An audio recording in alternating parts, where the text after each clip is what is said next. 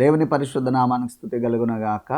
దైవ వాక్కు అనే డైలీ కార్యక్రమానికి ప్రేమతో మిమ్మల్ని ఆహ్వానిస్తూ ఉన్నాం. ఎలా ఉన్నారండి? బాగున్నారు కదా? దేవుడు క్షేమాన్ని కృపను మీ ఎడల విస్తరింపచేయాలని దేవుని సేవకులంగా మేము ప్రార్థిస్తూ ఉన్నాం. మీ ప్రార్థన అవసరతలు మాకు తెలియపరచండి. నిత్యం మీకోసం మేము ప్రార్థన చేస్తూ ఉన్నాం. అదే సమయంలో అనేకులు మరి ఫోన్లు చేసి మాతో మాట్లాడుతూ ప్రార్థన సహాయం కోరుతున్నారు. వారందరిని బట్టి ప్రభుని స్తుతిస్తున్నాం. దేవుడు నిశ్చయముగా మీ అవసరతలు తీరుస్తారు అని విశ్వాసంతో దేవుని సేవకునిగా ప్రవచిస్తూ ఉన్నాను. ఈ వాక్యాలు వినండి, షేర్ చేయండి, దేవుని దీవెన పొందండి. ఈరోజు వాక్య పరిచర్య నిమిత్తం ఆదికాండము 45వ అధ్యాయం 8వ వచనం. ఆదికాండము 45వ అధ్యాయం 8వ వచనం.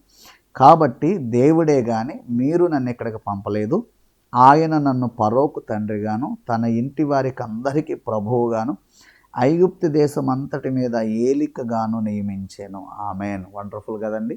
ఈరోజు వాగ్దానం ఏంటంటే దేవుడే కానీ మీరు నన్ను ఎక్కడికి పంపలేదు. మన జీవితంలో ఎన్నో పరిస్థితులు మారుతూ ఉంటాయి, ఊహించని మలుపులు తిరుగుతూ ఉంటాయి. కొన్నిసార్లు మనం భయపడుతూ కంగారు పడుతూ ఏంటి నా జీవితం ఎలాగైపోయింది, నా బ్రతికి ఎలాగైపోయింది. యోసేపు జీవితంలో మనం చూసినప్పుడు మంచి కళలు వచ్చినాయండి. ఎంతో సంతోషంతో కళలు అన్నగారికి చెప్పాడు, తండ్రికి చెప్పాడు. వాళ్ళందరూ అసూయపడ్డారు. యోసేపు ఏమి ఎక్స్పెక్ట్ చేశాడంటే చాలా సంతోషపడతారు నా అన్నగారులని. కానీ కథ అడ్డం తిరిగింది. యోసేపును కొట్టారు, చంపాలనుకున్నారు, గోతులో పడేశారు, అమ్మేశారు. వాళ్ళు తీసుకెళ్ళి ఫరోకు అమ్మారు, పొతిఫరుకు అమ్మారు. ఇలా 2 సార్లు అమ్మబడ్డాడు. అక్కడి నుంచి మళ్ళా చెరసాల్లోకి వెళ్ళే పరిస్థితి వచ్చింది. అన్నీ మనం ఎరిగిన వారమే కదా. ఇవన్నీ జరుగుతూ ఉంటే యోసేపు ఎంత కృంగిపోయి ఉండాలి కదండి, నలిగిపోయి ఉండాలి. కానీ యోసేపు ఇక్కడ అంటున్న మాట ఏంటో తెలుసా? ఇవన్నీ కూడా జరగడానికి దేవుడే కానీ మీరు నన్ను ఇక్కడికి పంపలేదు. ఆమె ఎందుకు దేవుడు నన్ను ఇక్కడ పంపించాడంటే ఫరోకు తండ్రిగా, ఏమండి, అతని ఇంటి వారికి అందరికీ ప్రభువుగా, ఐగుప్తు దేశం అంతటి మీద ఏలికగా. ఇప్పుడు ఐగుప్తు దేశానికి ఏలికగా మారాడు, ఫరోకు తండ్రిగా, ప్రభువుగా ఆ కుటుంబానికి మారాడు. ఆ మారడానికి ముందు గోతులోకి వెళ్ళాడండి, గాయాలు పొందాడండి, అమ్మివేయబడ్డాడండి, చెరసాల్లోకి వెళ్ళాడండి, అసూయ ద్వేషాల మధ్య నలిగిపోయాడండి. ప్రియమైన దేవుని బిడ్డలారా, ఈ పరిస్థితులు మనకెందుకు వస్తున్నాయి? నువ్వు అనుకోవచ్చు, నాకే ఎందుకు ఇన్ని కష్టాలండి.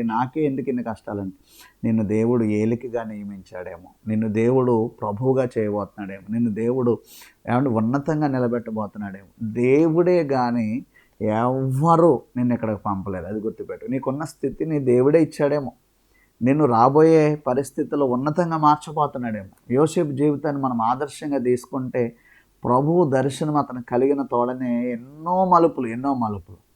ప్రభువుకు మన జీవితాన్ని అప్పగించుకుంటేనండి రకరకాల మలుపులు తిరుగుతుంది లైఫ్.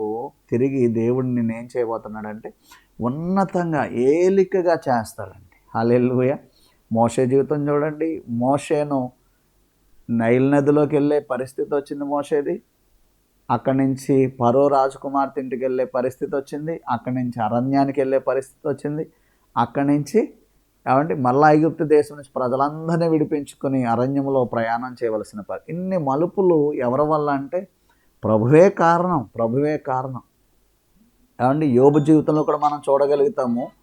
యోబు తన జీవితంలో మనం చూసినప్పుడు ఎంతో యథార్థంగా, న్యాయంగా, నీతిగా, భక్తిపడిగా జీవించాడు. సడన్గా తన జీవితం బూడిదలో పడిపోయే పరిస్థితి వచ్చింది. ఎవరి వల్ల అంటే ప్రభువేనండి. సాతాను శోధించినప్పటికీ అవకాశం ఇచ్చింది ప్రభువే. మరలా ప్రభువే హెచ్చించాడు. ఈరోజు నేను ఒకటే మాట చెప్తున్నా, నీ కృంగుదల, నీ కష్టం, నీ కన్నీరి పరిస్థితుల్లో ఒకవేళ దేవుని వల్ల కలిగినాయేమో, మరలా నిన్ను దేవుడు ఉన్నతంగా లేపుతారండి. ఈ కృంగిపోకు, కష్టాలకు కృంగిపోకు, నష్టాలకు కృంగిపోకు. ఈ పరిస్థితి దేవుడే నీకు పెట్టారేమో, దేవుడే నిన్ను ఉన్నతంగా ఆశీర్వదిస్తారని నేను జ్ఞాపకం చేస్తాను. కృంగిపోకు, ధైర్యంగా నిలిచి యోసేపులాగా ఏలికగా పరిపాలన చేసే ఒక రాజుగా నువ్వు మారాలని దేవుడు ఆశపడుతున్నాడు. ధైర్యంగా ఉండి ముందుకు సాగిపోదాం. దేవుడి మాటలు దీవించునుగాక. పరిశుద్ధుడైన మా తండ్రి యేసయ్య నామములో ఈ వాక్యాన్ని విన్న ప్రతి ఒక్కరిని దీవిస్తున్నా. నీ కృప వారికి తోడుగుండునుగాక. దుష్టిని అధికారం వారి బంధకాలన్నీ తెగిపోవునుగాక. కృపా సమృద్ధితో వారు నింపబడి వర్ధిల్లుదురుగాక.